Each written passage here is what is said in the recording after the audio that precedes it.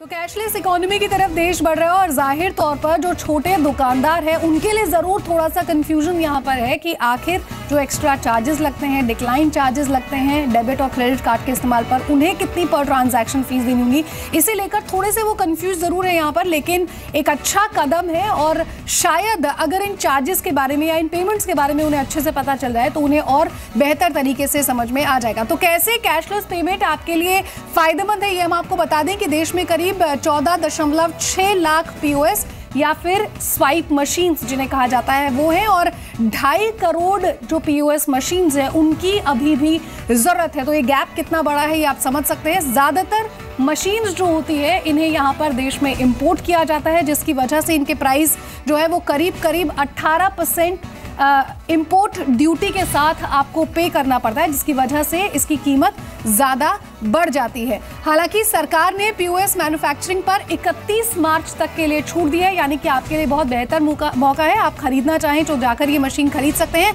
POS manufacturing पर 12.5% excise duty जो लगती थी उसे भी सरकार ने यहाँ पर हटा दिया है। साथ ही साथ जो एडिशनल टैक्स यहाँ पर लगता था 4% का, उसे भी यहाँ पर हटा दिया गया है। तो कैशलेस पेमेंट की तरफ देश बढ़ रहा है। स्वाइप मशीन की करीब जो कीमत है वो 5,000 से 10,000 रुपए के बीच है। हालांकि कई जो बैंक्स हैं या फिर जो दुकानें हैं वो इन्हें किराए पर भी आपको देती है और खुद, लेकिन अगर आप इस मशीन को खरीदते हैं तो लॉन्ग टर्म में आपके लिए बहुत फायदेमंद साबित होगा। और जैसा कि होटा साहब ने भी यहाँ पर कहा था कि आपको कैश को संभालने की जरूरत नहीं पड़ेगी, सीधा पैसा आपके अकाउंट में चला जाएगा।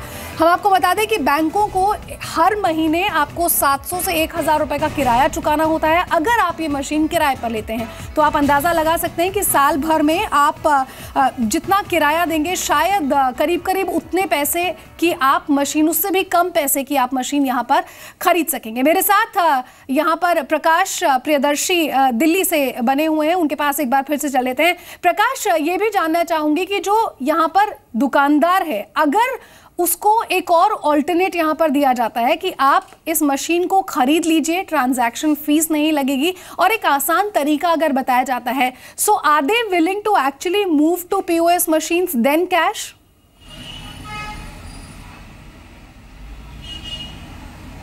जी बिल्कुल, दुकानदार के लिए बेहद ज़रूरी है कि उसको इस मशीन की खासियत तो बताई ही जाए, साथ में कैसे इसको ऑपरेट करना है, अगर पेमेंट डिक्लाइन होता है तो उसको कहाँ अप्रोच करना चाहिए, इस बात की एक छोटी ट्रेनिंग देनी ज़रूरी है। हमारे साथ जिस दुकान पे मैं हूँ, हम इनसे जानने की कोशिश करेंगे, अगर कई दफ़ा ऐसा होता है कि पेमेंट डिक्लाइन हो गया तो आप उस कार्ड कंपनी को अप्रोच करते हैं या जिस बैंक से लिया है आपने उसको अप्रोच करते हैं, तो आपको लगता है कि उस पूरा सोल्यूशन, उस प्रॉब्लम का सोल्यूशन निकलने में टाइम लगता है, उसको जल्दी से उसका सोल्यूशन निकलना चाहिए? उसका सॉल्यूशन निकल ही नहीं पाएगा, क्योंकि अगर बाई चांस अगर कस्टमर ने स्वैप करा लिया और डिक्लाइन हो जाए तो कस्टमर तो चले जाएगा। तो किसी भी अप्रोच करोगे तो उसका सॉल्यूशन नहीं होगा, उसका सॉल्यूशन होगा ही नहीं, प्रॉब्लम हो जाएगी। अगर कि बाई चांस बीच में नेटवर्क चला गया, डिक्लाइन हो गया, तो हम किसी को अप्रोच करते हैं। आपको नेटवर्क की प्रॉब्लम कभी आई है? कोई ऐसा कार्ड आपने किसी कार्ड का बैंक से अप्रोच किया है जिसका आपने नेटवर्क की वजह से उसका स्वाइप मशीन आपने लेने से मना किया हो? हाँ, इंडियन बैंक, आईसीआईसीआई बैंक, इनसे अप्रोच करी थी, इनने मना कर दिया। इनका रेंटल चार्जेस और कंज्यूमर पर मंथ चार्जेस और ट्रांजैक्शन चार्जेस। प्रवीण खंडेलवाल साहब मेरे साथ बने हुए हैं। प्रकाश, आपको मैं यहीं पर रोकना चाहूंगी। प्रवीण साहब, एक सवाल मेरा आपसे ये है कि बहुत सारे लोग हैं जो ये भी समझते हैं कि अगर बिजली से चलने वाली ये पीओएस मशीन, अगर इलेक्ट्रिसिटी नहीं है तो कौन सा दूसरा ऑल्टरनेट है जैसे वो अपना सकते हैं? आपको लगता है कि मोबाइल वॉलेट भी एक अच्छा ऑप्शन है इसमें, बिकॉज कैशलेस इकोनॉमी की तरफ देश यहाँ तेजी से बढ़ रहा है और उसमें वो भी काफी मददगार साबित हो रहे हैं? देखिए, पॉज मशीन के अलावा एक मोबाइल पॉज आता है जी, जो हमारे मोबाइल में ही वो फिट हो जाता है, तो वो एक अच्छा सॉल्यूशन है। एक और तकनीक है जिसको बोलते हैं क्यूआर कोड। वो क्यूआर कोड बैंक हमें ईमेल से भेजता है और वो हमारे क्रेडिट या डेबिट कार्ड से लिंक हो जाता है। यदि उसको हम अपने दुकान में लगा लें और कोई भी अपने उसको स्कैन करेगा तो उसमें इंटरनेट की ज़रूरत नहीं है।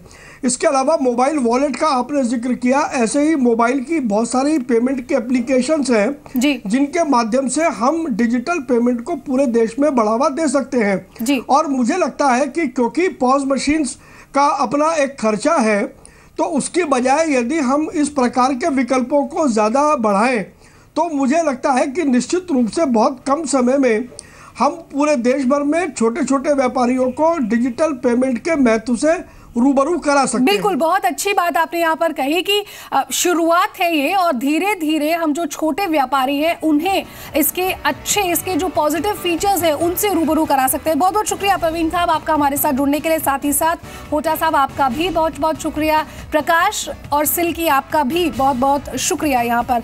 तो POS मशीन की जो कीमत है वो भले यहाँ पर ज़्यादा हो, लेकिन कैशलेस इकोनॉमी की तरफ देश बढ़ रहा है, पहला कदम है, लेकिन आपको घबराने की ज़रूरत नहीं है। ज़रा डिटेल से जो छोटे दुकानदार हैं उनको समझने की ज़रूरत है कि ये आपके फ़ायदे के लिए ही है, और कैश को संभालने की आपको कोई परेशानी नहीं होगी, सीधा पैसा आपके अकाउंट में जाएगा।